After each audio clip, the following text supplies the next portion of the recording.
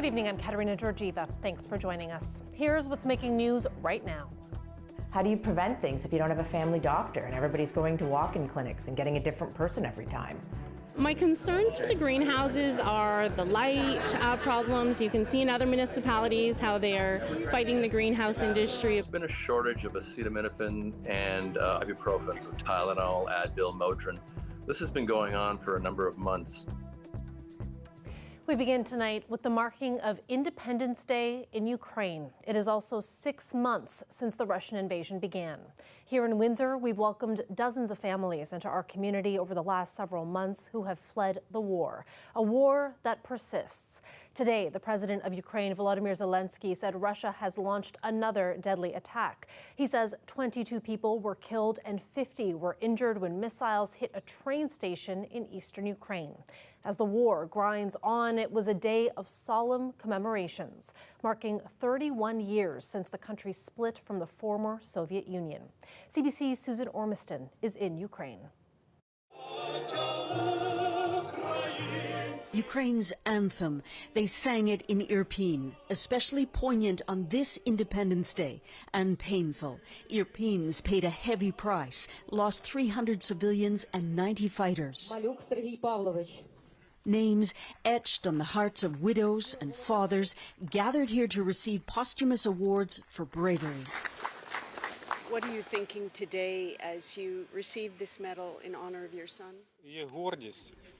I feel proud of my son, and also sorrow in my heart. But he was ready for death, says Vladimir Sukuyuk. His son Ihor died in vicious battles here in March, part of a volunteer territorial defense force, which helped stop Russian forces from reaching the capital 25 kilometers away. The scars are still everywhere. These boys became like angels of Ukraine and Irpin. In Kyiv, President Volodymyr Zelensky joined a prayer for Ukraine at St. Sophia Cathedral and later addressed the country 6 months exactly since this war began. What is the end of the war for us? We used to say peace. Now we say victory. In a surprise visit, British Prime Minister Boris Johnson walked with Zelensky in the heart of Kyiv, signaling continued support. We must stay the course, because if Putin were to succeed, then no country on Russia's perimeter would be safe. Even with air raid sirens sounding much of the day, people brushed off the warnings, curious to see the carcasses of Russian war machines seized by Ukraine's military. A prophetic moment in history, they hope. I think it's very important for us, for Ukrainians, and yeah, I think it means a lot of. Back in Irpin, a moment of silence ticked down with dreams of vanquish over Russia. But for Irina Shevchuk, victory feels hollow and it hurts. Her husband Ole was killed, leaving 3 children without a father. I tell them he's in heaven and he can see you, but they have a hostile attitude towards Putin. They're very angry and they say when we grow up, we'll take revenge. A son, just 8, clutches his dad's medal, never smiling, trying to be strong, as Ukraine battles once again for its independence. Susan Ormiston, CBC News, Irpin. And coming up in the program, we'll hear from Father Tom Hrywna. He'll be at a vigil tonight at City Hall, where the Windsor community will mark Ukrainian Independence Day with prayer. An inquest will look into the circumstances of the death of a Windsor man shot by police in 2018. Matthew Mahoney was killed by police when they responded to a call in the city's core. Officers were called to the scene for a report of a man with a knife. Mahoney stabbed an officer in the hand. He was shot by police and died in hospital. Ontario's Special Investigations Unit cleared officers of any wrongdoing. Mahoney's family has called for drastic changes to the mental health system. The inquest will start in September. The inquest is to determine whether or not the procedures that were followed should change, and to make recommendations to the government about how to better handle these situations in the future so that we have better outcomes. In other local news, scores of Lakeshore residents are fighting proposed greenhouse operations in their area. They're worried the industry will bring about some of the same issues seen in Leamington and Kingsville, like light and odor pollution. Dale Molnar reports. Some people in Lakeshore already have a view like this from Leamington greenhouses. They don't want it closer and in their backyards. My concerns for the greenhouses are the light problems. You can see in other municipalities how they are fighting the greenhouse industry about the light issues, the smells. Also concerns for water and how these greenhouses will actually access the water and how that would impact my local water. I don't think people realize once these greenhouses are built on that land's dead. It won't produce again. So you feel that the greenhouses will ruin the roads? Even worse than what they already are, because they didn't fix them through the turbine ordeal. These residents were sharing their opinions at an open house last night in Lakeshore. The town is looking for public input on how to move forward with the industry. Provincial law prevents the town from banning greenhouses, but several restrictions can be put on them, such as blinds to keep the light from shining into the sky. A petition is already circulating to slap the restrictions on any greenhouses built in the town. If we can get that bylaw passed that has the legal requirements to satisfy the air, the light, the water supply, the sewage supply, as well as the direct costs that are associated with increasing those so these greenhouses could come in, at least then we've got our roots in place to hopefully slow the greenhouses down, if not stop them, because it'll be way above the cost that they want to spend to move into our municipality. The town also wants to make sure it can slap development charges on them because the town can't tax them more than regular farmland. Certainly as a municipality, believing that new development should be paid by development charges, by new development. The local residents bear the brunt of the change to their view, the change to their roads. The roads really take a beating with greenhousing. And what the petition that I saw that's going around really says, if we have to have them, you need to legally have all this in place. There is currently an interim control bylaw in place prohibiting greenhouses until a new bylaw can be drafted. Another meeting will be held in Comber next Thursday. CBC is attempting to get a comment from the greenhouse industry. Dale Molnar, CBC News, Lakeshore.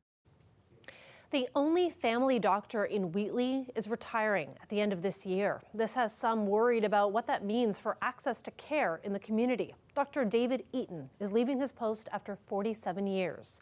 He's currently responsible for 1,400 people in the area. He says most of his patients are people 65 and older, and right now there's no one set to replace him. Dr. Eaton's family has been trying to help with the transition. It's part of why he's delayed his retirement multiple times.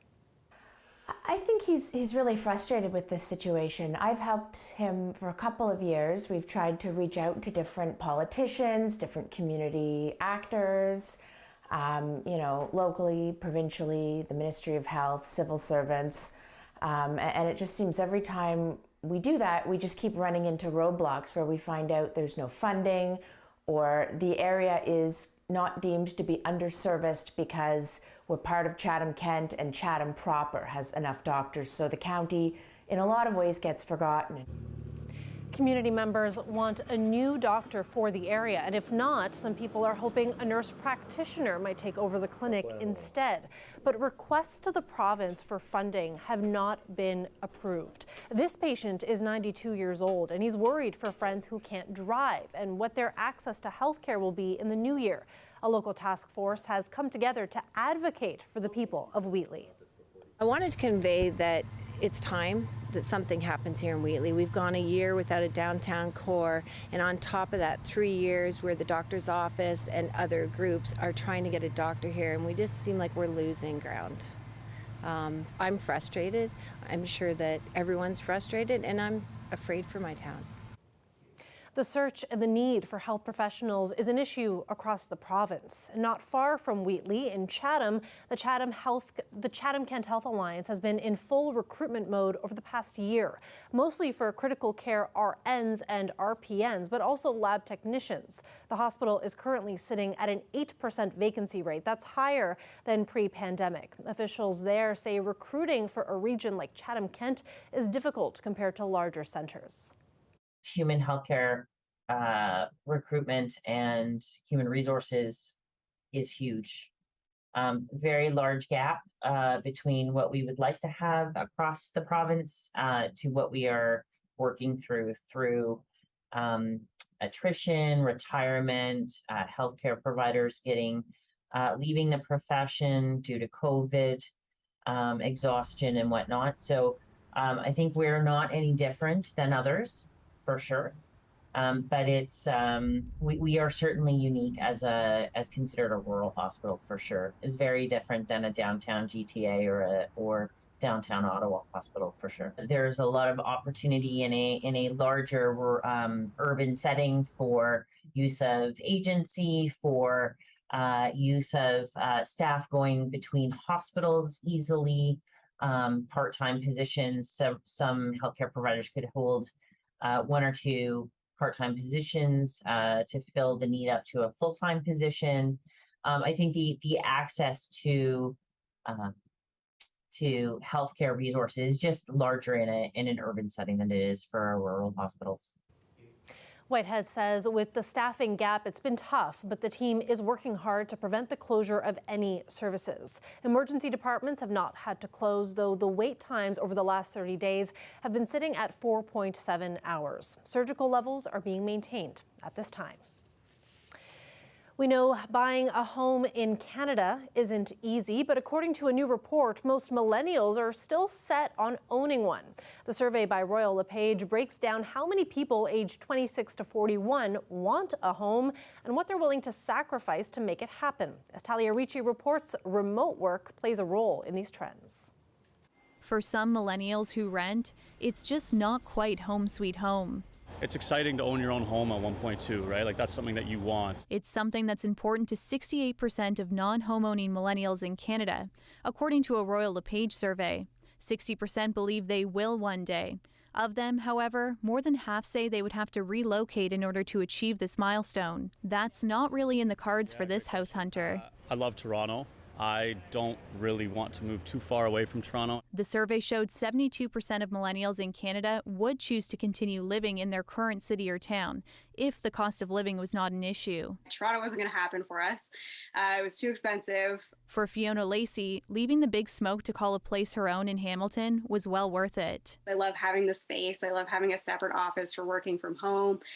The backyard's been awesome. Overall, we saw a sharp uptick in the 2020 to 2022 period. If you add that to those who, not those who want to own a home, but those who say, I will own my home, we have the potential for the highest level of home ownership of any group in Canadian history. Experts say this is due to a few factors. Many people increased their savings during the pandemic, and the housing market has shifted to be slightly less competitive. Some people are getting help from their parents or exploring co-ownership. Work from home has played a big role too. Your working environment plays a significant role in your ability to achieve success in your career. Obviously, the pandemic shifted everything to a work-at-home arrangement, and as a result, the requirement to have a really solid working space, high-quality internet, that experience has likely brought to the forefront this desire to move into more spacious homes. And this real estate agent says high rent prices are pushing people to buy too. You say, well, I don't want to burn all my money on rent when I could take those funds and put it right into a house. A lot of people just want that security, to feel at home. Something first-time millennial homebuyers can attest to. It's been fun working on projects to improve the house, so we don't regret it at all. It was a great move. Talia Ricci, CBC News, Toronto. Today is Independence Day in Ukraine, and here in Windsor, a vigil is set to take place at City Hall in the next hour. It's hosted by the organization Windsor Essex Supporting Ukrainian Newcomers. And I'm joined now by Father Tom Hrywna with the Saints Vladimir and Olga Ukrainian Catholic Church. Father Tom, thanks so much for being here. Let's start with, why is this day so important to the Ukrainian community? Well, this day, Ukrainian Independence Day, today's the 31st anniversary of Ukrainian independence, has always been important to the Ukrainian community, both in Ukraine but also outside of Ukraine, because of the long struggle that Ukraine had for independence. There was a short-lived Ukrainian People's Republic in 1917, but apart from that, until 1991, we're talking about hundreds of years where Ukraine was under some sort of totalitarian rule. And so today's date is, this Ukrainian Independence Day is so important because for Ukrainians, it's been a long-fought battle to gain independence. And it sounds like a celebration, what you're describing. Like normally there would be singing, there would be dancing to mark this day. And I wonder, how does it feel to mark this day that, like I said, would have been celebratory, but today you're doing it in the midst of an ongoing war? Yeah, it's still, even in the midst of this, I watched a number of different newscasts from Ukraine today. Even in the midst of all this, there were people out in public, not in the same numbers that would be in a usual year, but still out in public celebrating 31 years of independence. But it takes on a different flavor today. Today, what we've organized here, what We Son, which is a charitable arm of our parish to assist newcomers from Ukraine to our region, the desire here was to have something similar to what happened earlier today at St. Sophia Cathedral in Kyiv, where leaders of various churches and religious organizations came together with President Volodymyr Zelensky and prayed for peace to reign in Ukraine in what is the most well-known church, Christian church in Ukraine, built back in the 11th century. And you mentioned using it as an opportunity to reach out to newcomers, and we know that in our area we have about 150 Ukrainian families who have fled their country because of the war. And I just wonder, what kinds of conversations are you having with some of these families about how they're doing and how they're adjusting to life in Canada and in Windsor? Yeah, on the one hand, it's heartbreaking conversations. Every Sunday at our Divine Liturgy, at our Eucharistic celebration, there's a new family or two that arrive. And just this past Sunday, I had a heartbreaking conversation with a mother who came with her young son just to shield him from the constant air raid sirens in Kyiv, where they were living. On the other hand, speaking to some of the families that have been here a little bit longer, the adjustment is going much easier for their children than for the adults. Children are resilient. For the adults, this isn't home, right? This is a foreign, strange land, and although they've been received very warmly by the people of Windsor and Essex County, both in the Ukrainian community, but also in the wider community, because the support from the wider community has been just wonderful.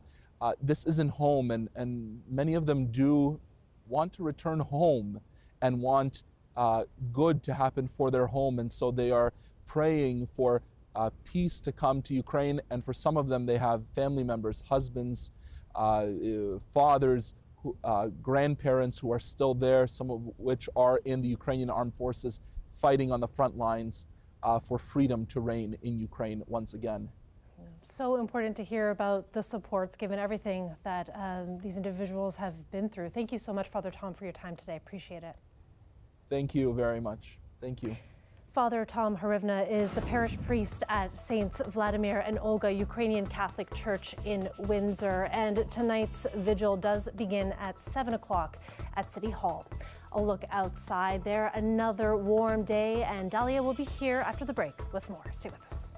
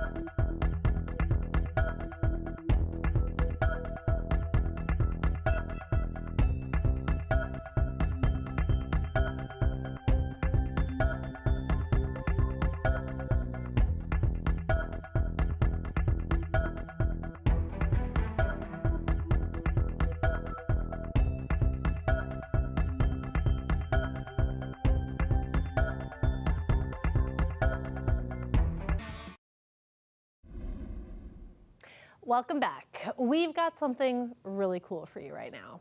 Check out this cicada.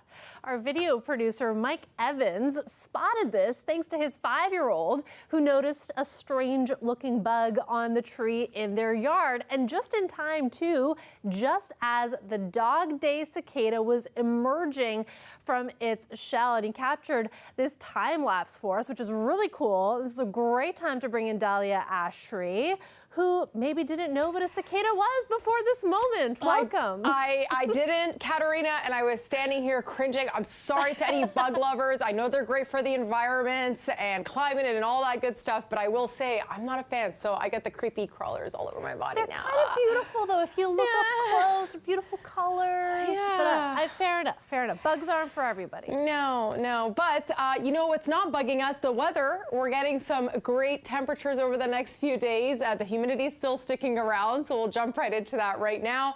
And we are expecting a little bit of rain over the next few days, but mostly sunshine is on its way. 25 degrees is the normal highest time of year. We're sitting well above that, 28 degrees above the seasonal temperatures right now. Normal low is 15 and 16 is what it's like in Windsor right now. It's 27 degrees currently in Windsor. Goderich, 24, a little bit of the cooler spot right there. And then you factor in that humidex, especially over the next few days and the past few days that we've been talking about, making it feel even warmer. Windsor, 33 degrees. Goderich, 28. Sarnia, 33. Now, are we expecting any rainfall tonight? Well, let's take a look here. The answer to that is not so much, but we will start seeing a little bit of that cloud coverage peeking through as we head into tomorrow morning. As you head into work, we'll see a little bit right there, some precipitation in Sarnia. That will start to clear up as we head into Friday. A little bit more of cloud coverage and some precipitation, some scattered showers mainly. And then look at that. Friday, Saturday, looking nice and clear, a great time to head outdoors. So mainly sunshine over the next few days, maybe some scattered showers here and there. Tonight, temperatures will drop to 17 degrees. Same thing in Sarnia, a little bit more cloud coverage in Sarnia and Chatham-Kent. Now, what to expect over the next few days, like we said. So Thursday, so tomorrow, mainly sunny. The humidity sticking around. As you can see, it's trending. It'll feel more like 38 by Monday. There is a little bit of rain that will be kicking in on Friday, 40% chance of scattered showers, and that will increase as we get to Monday. It'll be 80% chance of rain and a risk of a thunderstorm. But we do get a bit of a break on Saturday and Sunday, a great time to head outdoors. Those dry conditions will be right there, which is what we like to see, especially on the weekend, and especially before the kids head back to school. I know a lot of people are saying, oh, fall, it's around the corner. It's not. We're still sitting above those seasonal temperatures, so a great time to enjoy the weekend. And bring an umbrella with you on Friday because you might need it. Katerina? Love that. Just staying positive. Thanks for that, Dahlia. Thanks, Katerina. Take care. What's going on? Nav Nanwa here, the host of CBC's Windsor Morning, and we are officially 2 months away from the municipal election, and CBC Windsor wants to hear from you. Myself and members of our team will be at the Walkerville Night Market this Friday from 6 to 8 p.m. And we want to know what election issues matter to you the most. And while you tell us, we might even give you some free swag. So come by, pay us a visit at the Walkerville Night Market here on Argyle Road. We'll be here from 6 to 8 p.m. and we'll see you there.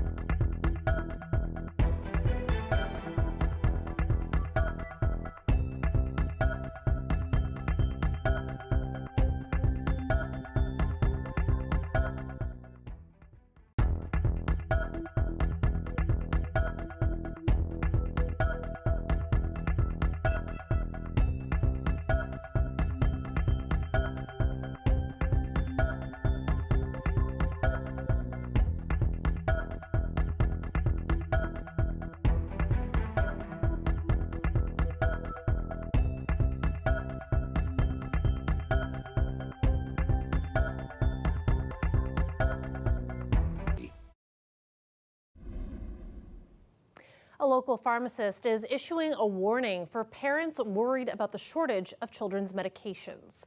You might have noticed empty shelves recently. The shortage is blamed on supply issues. Fever and pain medications are low in stock. The main advice is to check doses if you use a new medicine and do not hesitate to speak to a pharmacist. I think that the first thing they should do is talk to the pharmacist. We're all very well prepared to answer these questions and to help them decide on the best course of action. If we find an alternative product, something that they're not used to using, we can definitely provide them information to make sure they use the right dose for their child. And that is it for CBC Windsor News. For news anytime, you can always go to our website at cbc.ca/Windsor. You can also find us on Facebook, Instagram, and Twitter. Thanks so much for watching. Have a good night.